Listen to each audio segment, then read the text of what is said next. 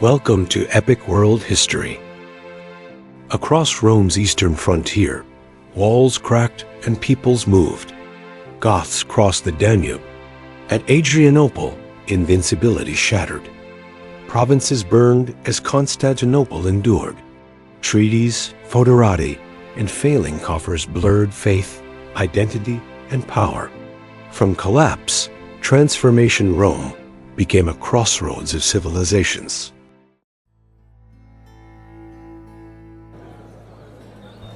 The late Roman Empire stood tall but fragile. Along its eastern frontiers, the legions held back waves of migrating peoples who tested Rome's strength. By the 4th century, the once impenetrable limes, the fortified border zones, showed cracks. Barbarian invasions were no longer rare raids. They became constant pressures. Tribes pushed by hunger, climate shifts, and rival powers sought entry into Roman lands. The empire's leaders struggled to maintain order while wealth and manpower drained. Rome's eastern defenses, from the Danube to the Black Sea, trembled under the weight of relentless assaults. The stage was set for a collapse that would forever change the destiny of Europe and the Mediterranean. The frontier collapse was not a single moment. It was the slow unraveling of Rome's shield.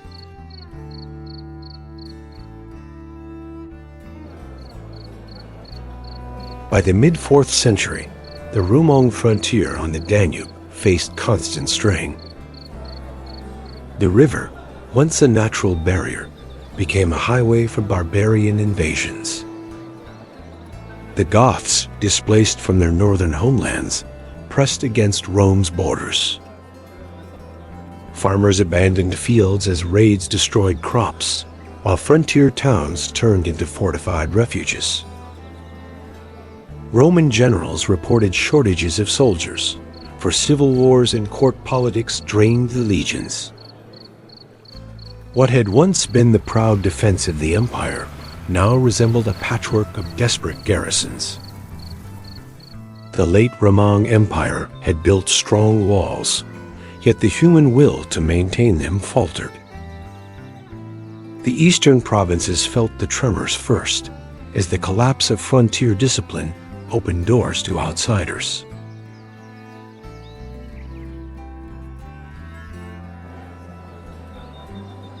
The barbarian invasions did not emerge in isolation. Pressures rippled across the steppe, where nomadic peoples like the Huns drove Germanic tribes westward. The domino effect brought countless groups to Rome's gates. Visigoths, Ostrogoths, Vandals, and Valens, all displaced by violence, sought refuge within Roman territories. To the emperors, these refugees looked less like allies and more like threats. Settling them meant feeding them, and Rome's economy was already strained. The eastern frontier collapse revealed not only Rome's military weakness, but also its failure to adapt to a world in motion. No longer could Rome dictate terms. It now negotiated survival. The flood of migrants and warriors forever altered the social fabric of the late Roman Empire.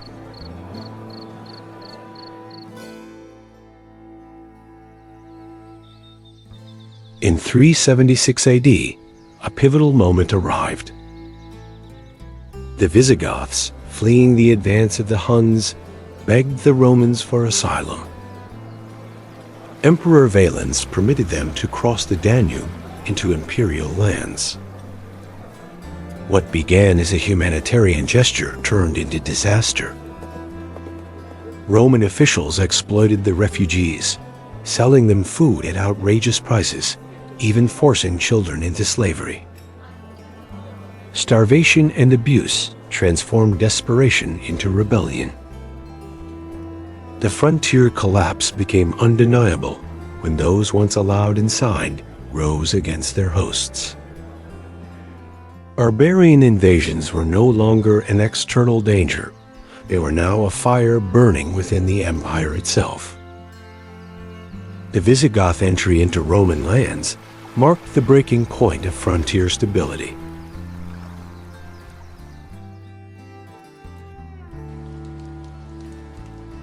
The revolt of the Visigoths exposed the fragility of Roman command. Legions that once marched with discipline faltered under poor leadership and stretched supply lines. The late Roman Empire had grown overextended. Its frontier collapse worsened by internal divisions. Provincial governors blamed one another, while the imperial court in Constantinople underestimated the scale of the crisis.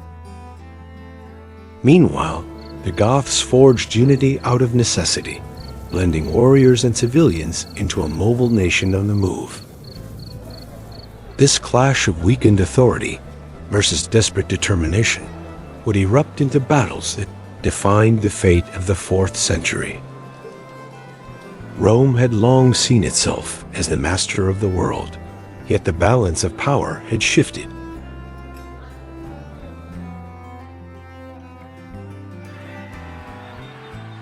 In 378 AD, the crisis reached its climax at the Battle of Adrianople. Emperor Valens marched eastward to crush the Visigoths, confident in Roman superiority. But the empire underestimated its enemy. The Gothic cavalry swept across the battlefield with devastating force. Roman formations collapsed, and the emperor himself perished in the chaos. Adrianople was more than a defeat. It was the shattering of Rome's illusion of invincibility. For the first time in centuries, a barbarian army annihilated a Roman emperor and his legions in open battle. The collapse of the eastern frontier now had a symbol carved in blood: Adrianople.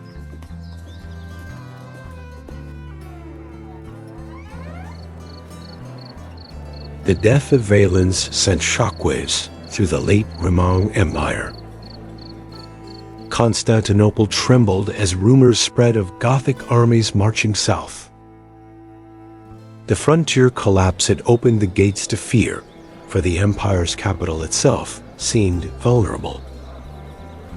Refugees crowded the city walls, while senators debated desperate measures. Could Rome recruit more soldiers? Could they buy peace with gold? The barbarian invasions proved that the empire could no longer rely on its old systems of defense. The fall of Adrianople revealed a dangerous truth. Rome was no longer the hunter, it had become the hunted.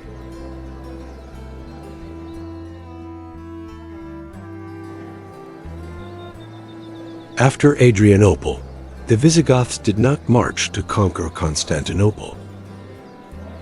Instead, they roamed the provinces, plundering towns and seizing food. The empire, exhausted, struck uneasy bargains. Generals sought to settle the Goths, as foederati federated allies granted land in exchange for military service. This arrangement highlighted the empire's desperation. Once outsiders, barbarians now became part of the Roman system itself. Yet such settlements weakened imperial authority, for the legions were no longer purely Roman. The eastern frontier collapse forced Rome to reshape its identity, blurring the line between citizen and outsider, ally and enemy.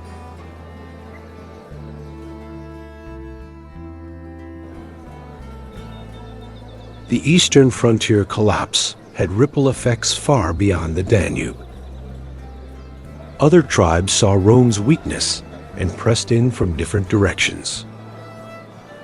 The Vandals raided along the Black Sea coast, while the Alans tested mountain passes. Even the Persians to the east watched closely, ready to exploit Rome's vulnerability. The empire was no longer a fortress, but a sieve. Each invasion drained more resources. Each treaty gave away more land. The barbarian invasions reshaped the map, fragmenting what had once been a solid imperial frontier into scattered zones of control.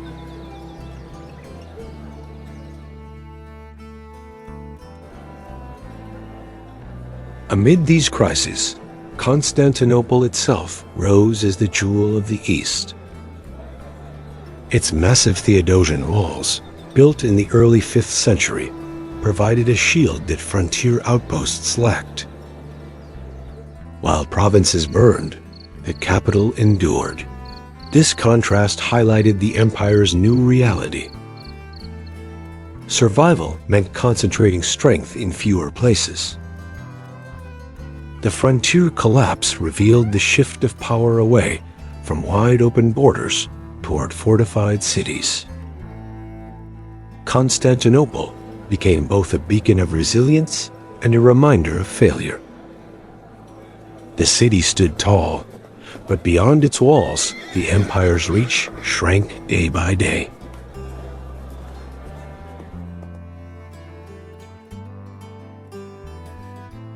The collapse of the frontier was not merely military, it was psychological.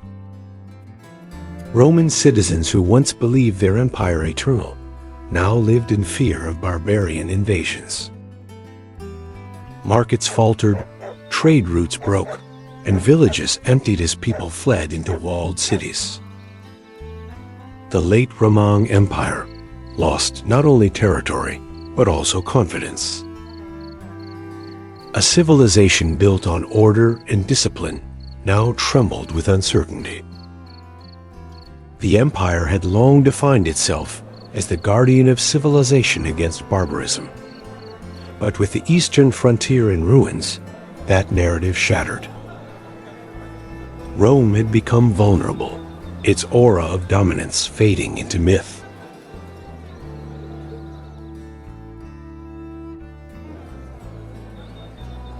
One of the greatest consequences of the frontier collapse was the integration of barbarians into the Roman army. Desperate for manpower, emperors recruited Gothic, Vandal, and Allan warriors into imperial service.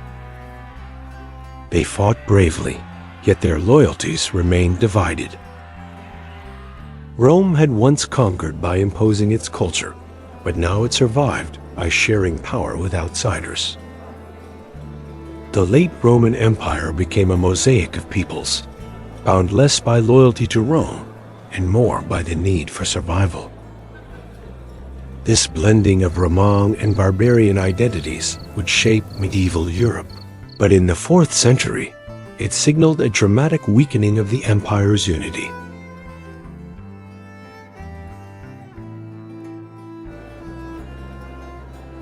Religion, too, reflected the crisis. Christianity, now the empire's dominant faith, struggled to define unity in the face of chaos. Gothic converts followed Arian Christianity, clashing with Roman orthodoxy. The eastern frontier collapse was not only about land, it was about culture, faith, and identity. Rome no longer held a monopoly over belief, as new communities brought their traditions into the empire. The church tried to bind society together, but the divisions of creed mirrored the divisions of empire. The collapse of borders was echoed in the collapse of spiritual unity.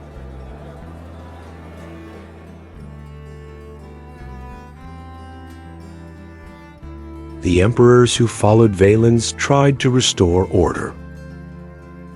Theodosius I signed treaties with Gothic leaders, granting them lands and titles in exchange for peace. These agreements bought time, but did not rebuild the frontier. Instead, they confirmed Rome's weakness. By recognizing barbarian autonomy within imperial lands, the empire abandoned centuries of absolute control. The late Roman Empire was now a negotiator rather than a master. While Constantinople remained proud, the provinces bore the scars of defeat. The eastern frontier collapse had redrawn the relationship between Rome and its neighbors, turning foes into uneasy partners.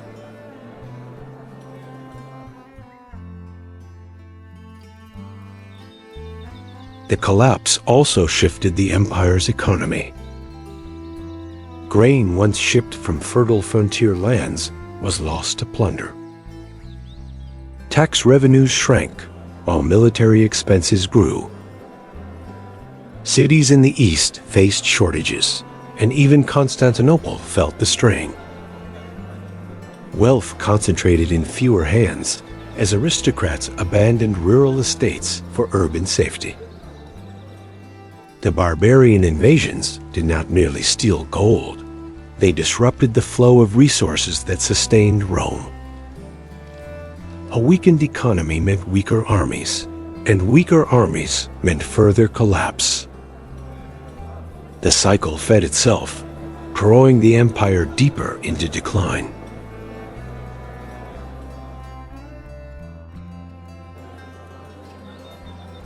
For ordinary Romans, life became a struggle for survival. Peasants who once farmed under imperial protection now lived in fear of raids.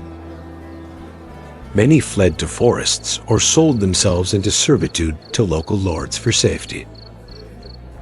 The collapse of the eastern frontier revealed the beginnings of a new social order.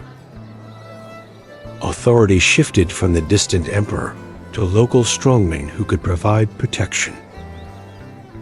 This fragmentation foreshadowed the feudal world of the Middle Ages. Out of the ashes of Rome's centralized power, smaller pockets of authority emerged.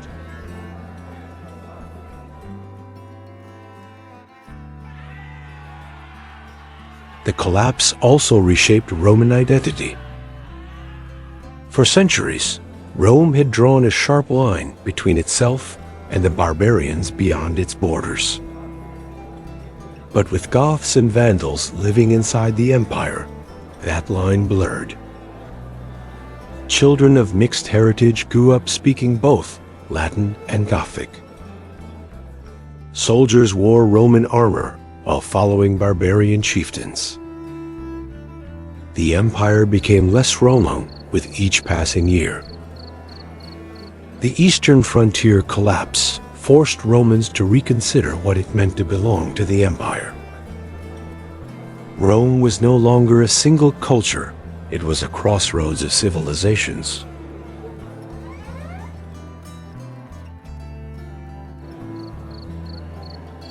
Despite disaster, Rome endured. Constantinople remained unconquered, and the eastern provinces stabilized under strong emperors like Theodosius and later Arcadius. The empire adapted, but it was no longer the same. The eastern frontier collapse had stripped away the illusion of control. Rome survived, yet in a reduced form, its authority shared with those it once called enemies. The late Roman Empire became a bridge between antiquity and the medieval world, marked by compromise and resilience. Out of collapse emerged transformation, but the glory of unchallenged empire was gone forever.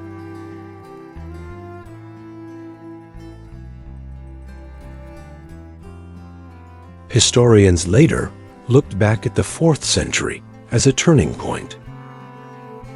The barbarian invasions that broke the eastern frontier revealed deep fractures in Rome's foundations. No wall, no general, no emperor could stop the tide of change. The collapse showed that empires do not fall overnight, they erode from within, weakened by division, corruption, and complacency. The late Roman Empire had fought valiantly, but its frontier collapse revealed that history itself had shifted course. The age of Rome was fading,